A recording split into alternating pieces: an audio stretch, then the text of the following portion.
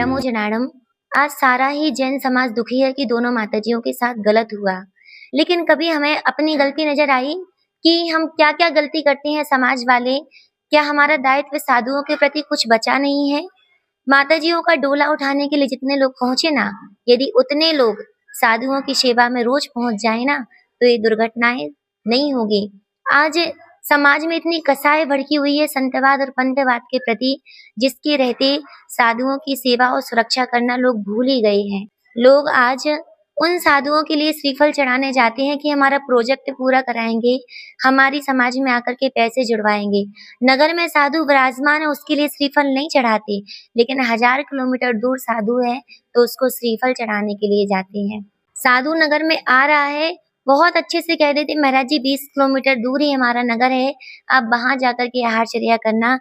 लेकिन साधुओं के प्रति इतना दायित्व नहीं बनता लोगों का कि साधु 20 किलोमीटर कैसे चलेगा, उसके आहार की व्यवस्था के लिए भी लोग मना कर देते हैं।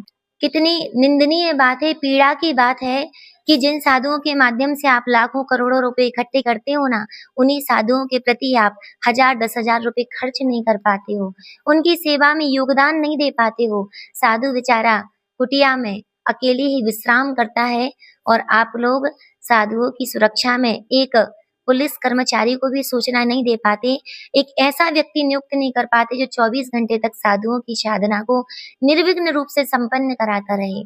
क्योंकि साधुओं को आपसे कोई अपेक्षा नहीं है, लेकिन कुछ कर्तव्य हमारी जैन समाज का भी होता है।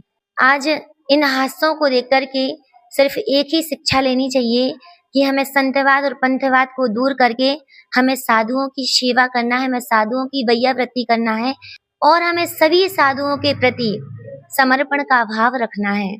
बहुत बड़े-बड़े मंदिर बनवाने से कुछ नहीं होगा भैया। सबसे पहले तो अपनी साधुओं की सुरक्षा के बारे में सोचो। यदि साधु सुरक्षित नहीं होंगे ना, तो इन मंदिरों में भी दर्शन करने वाला कोई भी नहीं बचेगा। क्योंकि साधु ही उपदेश देते हैं श्रावकों के लिए कि कैसे जीवन यापन करना है, कैसे धर्म करना है और कैसे धर्म के मर्म को समझना है। और इस छोटी सी सोच को भी अपने दिमाग से निकाल देना कि माताजियों की दुर्गति हुई होगी।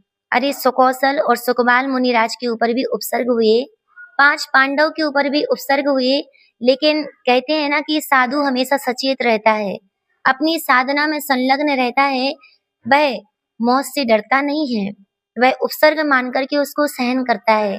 ऐसे ही हम भी आशा रखेंगे कि पूज्य दोनों माताजी ने अपनी समता पूर्वक समाधि मरण किया होगा और उत्तम गति को प्राप्त किया होगा।